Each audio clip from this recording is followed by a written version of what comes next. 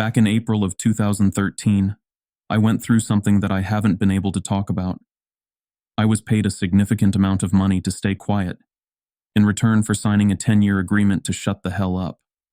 Now that the time is up, I've considered my options. I could just let this go and never speak of it again. I won't gain anything from speaking out, and I got a lot to lose. But then again, this is just an anonymous post online. Words have less meaning that way. West Virginia. It was hotter than usual, without a whiff of wind. I was coming home from a visit to my aunt. She'd broken her leg and couldn't leave her house. I was making my way back home, taking the I-64 out of Lewisburg. It started with the radio. It was playing that one Macklemore song I'd heard 100 times over. The sound was cutting in and out in a quick staccato, then disappeared completely. I could hear cars honking up front as a line began to form. There was a sway in the trees, as if greater and greater pressure was being put on them. I could hear wind rushing against the left side of the car, forcing me to pull the other way to compensate. I closed the sunroof as a dust cloud blew past, staining the windshield. Then, a rumble. It sounded like thunder, but from the ground, like a groaning bellow, growing louder and clearer by the second. As it reached its peak, I could see trees toppling over. A small Kia got pushed off balance and swerved off the road. As the sound died down, the road devolved into chaos. Some were desperately changing lanes, others were stepping on the brakes. I got my door scraped as the car behind me sped past. The radio was playing an automated message, a local emergency alert, referred to as a geological event. We were asked to turn off all air conditioning, slow down, and divert to the nearest exit. It repeated in a monotone voice, "Geological event, no air conditioning, slow down, divert to nearest exit." Minutes passed. There was a line forming further down the road, police officers blocking the lanes in all directions, leaving a highway exit as the only option. Some folks were trying to push past the barricades, but were forced back at gunpoint. I could see officers wearing gas masks and riot shields. We were waved in. I followed the exit and got directed to the right. There was an open field that was used as a sort of impromptu parking lot. Cars were being waved in and parked in a way that boxed us in, leaving no room for us to open our doors in either direction unless we got parked at the edge. 4 lines of cars with about 10 to 15 vehicles per line. Surplus vehicles were directed further down the road. The place was packed. I got stuck in the second row, about 6 cars in. Pretty much everyone around me were on their phones. I didn't have anyone to call, but there seemed to be an issue getting a signal through. The radio was still repeating the emergency message. Voices were getting louder. A man 2 cars to my left leaned out of a gap in the door, screaming at the officers to answer his question. They responded immediately with a warning shot, straight into the air. "Stay in your vehicle," they screamed. "Lock your doors. I'm not telling you again." A couple of folks were filming, but there seemed to be trouble uploading. We were losing bandwidth. It didn't take long until phone signals were completely blocked. I think a video or 2 of that officer firing into the air made it online. They were patrolling back and forth. We were told to stay in our vehicles. Windows up, doors closed and locked, engines off. I could hear people talking in the other cars. Someone said there'd been a natural gas leak from the geological event, and that combustible engines could spark an explosion. Others were talking about a terrorist attack. There were no answers, and the officers weren't eager to talk. After about an hour, things were getting ugly. People were hungry, thirsty, and restless. One officer stepped up on the front cars, handing out water bottles, crackers, and processed cheese slices. He had to step from one car to another, denting the hoods with his steel-tipped shoes. They were also handing out thick black plastic hygiene bags for people who needed to relieve themselves. Use them, seal them, drop them out the door, then lock up and wait. I'd crawled into the back seat, pulled down my cap, and tried to relax. I'd been playing some games on my phone, but the battery was running low. I wanted to save some, so I settled for having a nap instead. The sweat was stinging my eyes. Not because of how warm it was, but because of how nervous I was. No matter what I did, I felt trapped, and the car felt smaller and smaller. I couldn't get out if I wanted to, and it physically hurt me to think about how little control I had. Is that what claustrophobia feels like? A couple of officers were discussing something by the front line. One of them had a white cotton glove on, which he used to wipe off the hood of one of the front cars. The glove was taken off and put into a bag, which in turn was sealed with a hot air gun. I was getting the impression that our cars had been covered in something. I wasn't the only one considering it. There were 2 college kids in the car to my left, and they were discussing it too. Anthrax, one of them said. Gotta be. Nah, gold dust. The other chuckled. They don't want to share. You know what? The first groaned. I honest to God hope you're right. You're not, but I hope you are. Fuck you. I joined in the conversation shortly after. I offered another explanation. Something combustible. Something that might blow up if we started our cars. They were willing to consider this. The car behind me couldn't hear us, but the driver held up a notebook with the text. If we don't know what it's gotta be aliens. I couldn't tell if they were serious, but they weren't laughing about it. A man in his 50s, and what looked like his daughter. There were a couple of other folks in the other cars. A man in a black shirt, sort of looked like a preacher without a collar. 2 middle-aged women with a kid in the back seat. A fat man blaring Johnny Cash from his stereo. A couple with a teenage son who couldn't stop drumming on the windows. We'd been stuck for about 2, maybe 2.5 hours, when a truck rolled in. One of those with a large water tank. It was unmarked, looked civilian. As it rolled in, they were calling out on the megaphone. We'll be hosing your vehicles down, they said. Keep everything locked and closed. Then we'll be covering your vehicle with protective plastic while we wait for it to dry. After that, we'll start letting you go in an orderly manner. I repeat. Most of us were relieved. It was only a matter of time now. It was getting dark. They were getting up on the cars, hosing them down thoroughly. It smelled of chlorine, so maybe they'd mixed something into the water. As they came to my car, they stepped up on it and double-checked the sunroof, making sure it was locked and secured. They sprayed the car down, bathing it in chemical stink, the kind that gets stuck to the back of your throat. It took a long time for them to finish, at least an hour or 2. After that, they were rolling out a kind of plastic cover at the short side of the lot, the kind you use to protect pools or rain covers for football fields. They used 2 squad cars to slowly drape the thing over the entire lot, securing the edges with large rocks.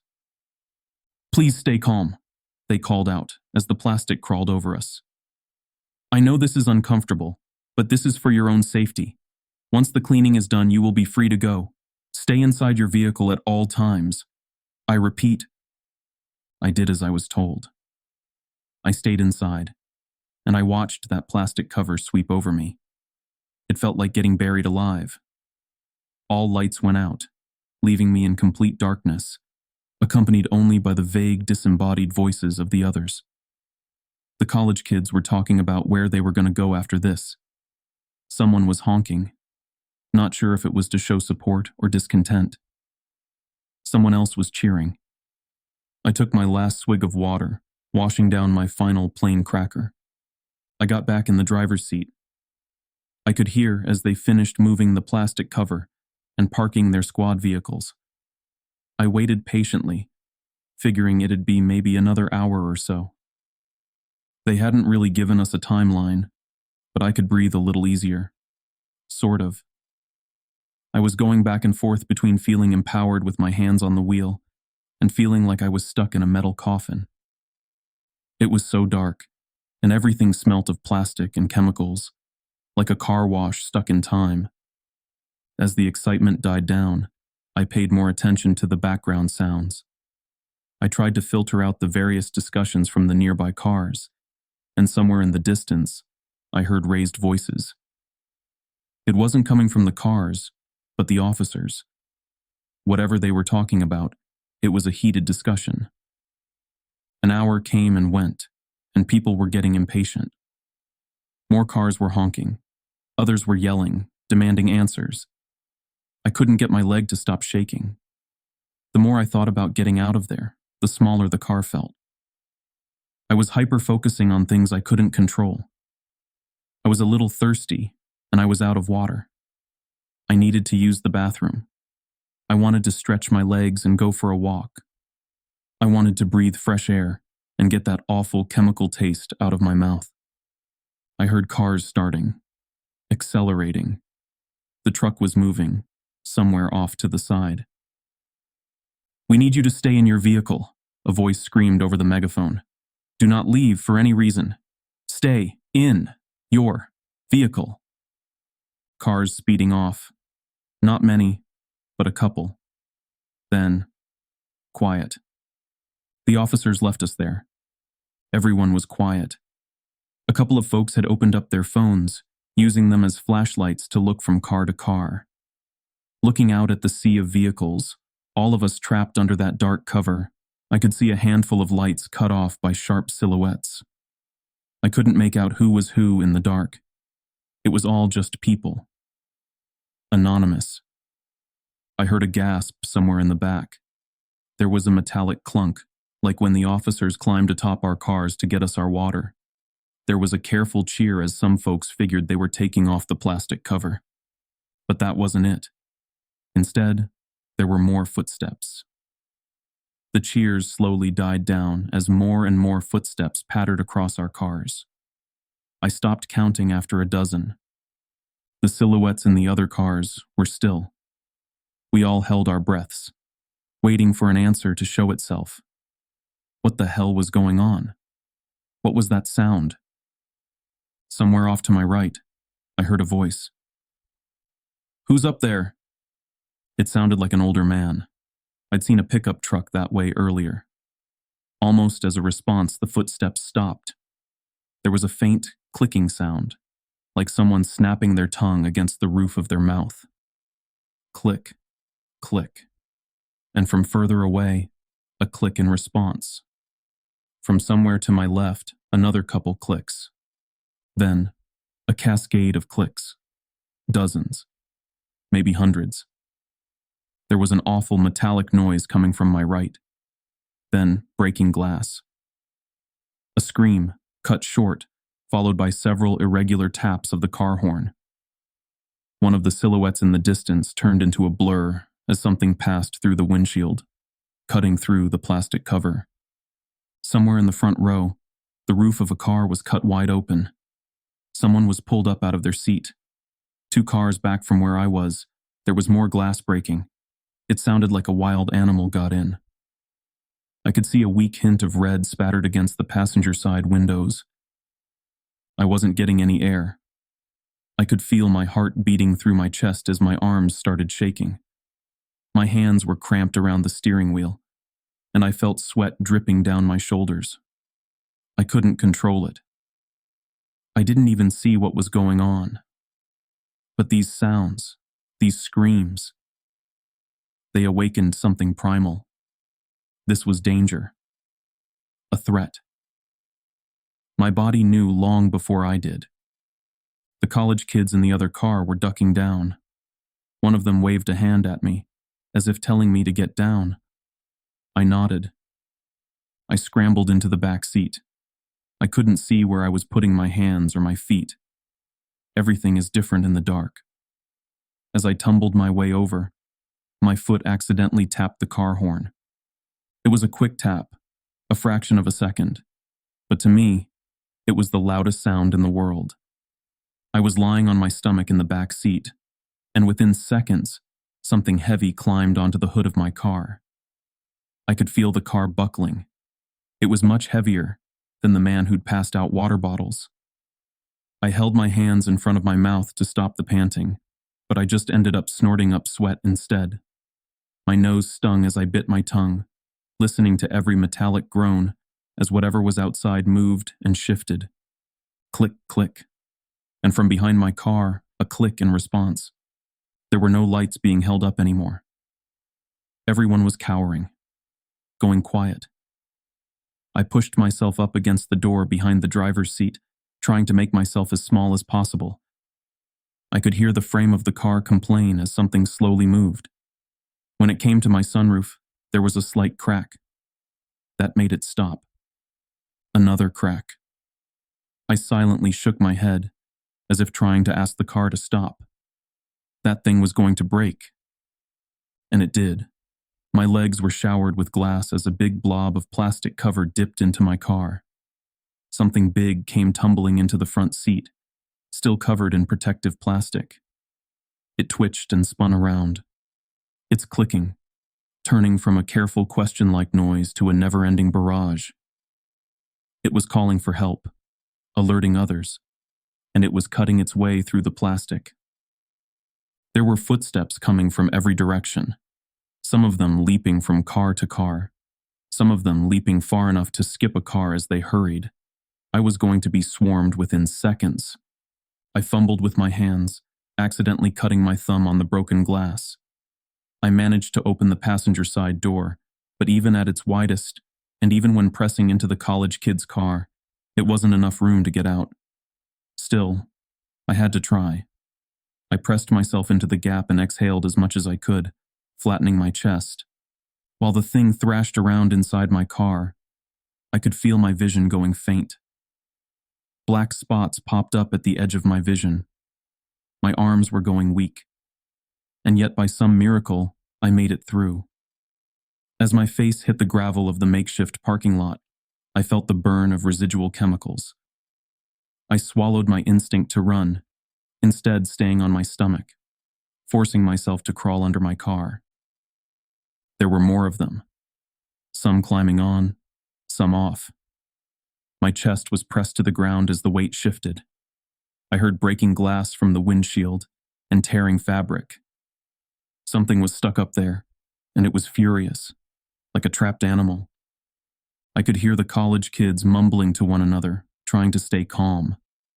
One assuring the other that all they had to do was stay low, stay quiet, and wait.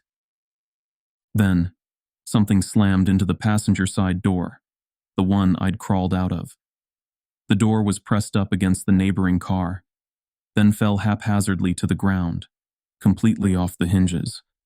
An ink-black bird-like foot touched the ground right next to me. I've looked it up since. There were 3 toes forward, 1 toe backward, all clawed, anisodactyl feet, similar to that of many birds of prey, except larger than a human foot, and with smooth, oil-slick skin. It must have been heavy, at least 400 pounds. If the clicking noise came from its mouth, I can approximate that it was somewhere around 6 feet 7 to 6 feet 9, or taller. It could have been hunched over. How it managed to walk in the gap between the vehicles is beyond me, but I suspect it was very thin.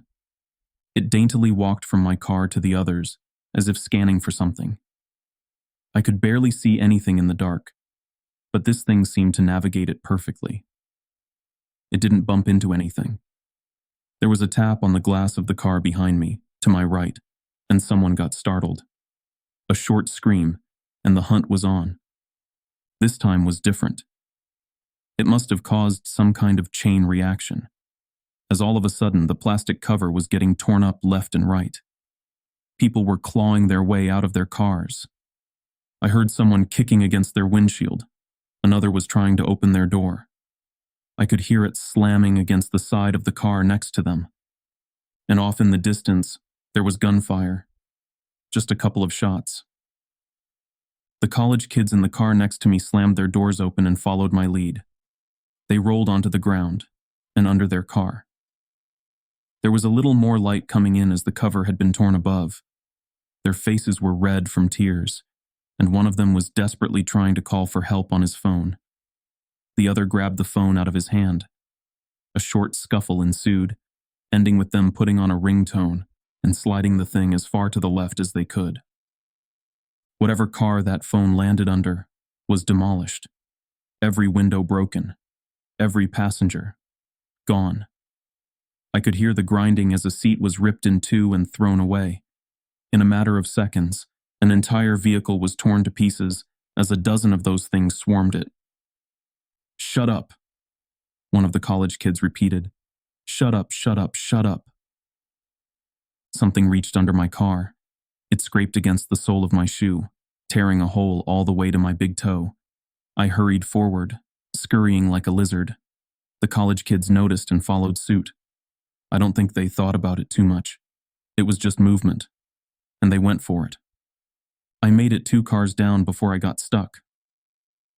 There was something dark in the way, and I couldn't get around it without exposing myself. I couldn't see what it was, but it didn't take long for me to figure it out. There was a meaty crunch, as if someone was biting chunks out a piece of meat. It was struggling to get through the fabric of their clothes, making a snapping noise as threads gave way. A pool of blood rolled under the car, staining the tip of my fingers. It was still warm. One of those things were eating a victim. I hunkered down, trying to remember to breathe, and I stayed there, waiting for a chance. Any chance. I must have stayed there for at least an hour, hearing every bite, every crack of bone and snap of sinew, satisfied clicking noises. As it finished its meal, it wandered off, dragging the remains along. They were moving forward. Something heavy walked over the car I was hiding under, dragging a body along. Slowly, the footsteps disappeared. It was quiet again, and in that quiet, I found my footing. I made my way to the edge of the plastic cover. I listened one final time, pushed one of the weights away, and slipped through. They were gone, and I was out. I could feel my chest growing lighter, allowing me to breathe. I wanted to cry from relief. A breeze was picking up, drying the sweat on my brow and carrying the smell of grass. Stepping back, I turned towards the sea of cars to see how bad the damage was. And then I saw one. It was a bit off to the side, perching on top of an old Honda. At a glance, it looked like a tall person, covered in a slick black ink. But looking closer, you could see the strange bird-like feet, the pointed nails, the long row of shark-like teeth on a mouth that was far too wide. I froze. The thing rose to its full length, easily over 7 feet tall. It looked ready to pounce on me. I had nothing to defend myself with. I couldn't make any sudden moves. I wouldn't even be halfway under the car before that thing would be over me. 100 thoughts raced through my mind, but there was nothing I could do. I was out of options. But the thing just looked at me. It raised a slice of raw meat. Blood dripped onto the plastic cover. It looked at me curiously, taking a bite. Then, as if nothing had happened, it wandered off, satiated. I was left there, shaking like a dry leaf. And with the last of those things gone, all that was left was the panic. It didn't take long for the officers to return. The plastic cover was removed, but we couldn't go home. Not after this. Some folks signed a waiver and were let go immediately. They weren't allowed to talk about what they'd seen, and in return, they'd get a hefty sum of insurance money. Others demanded answers and were taken into custody for obstruction of justice. A few others still were too panicked to make any kind of sense and had to be checked out by medical personnel. A total of 14 people died.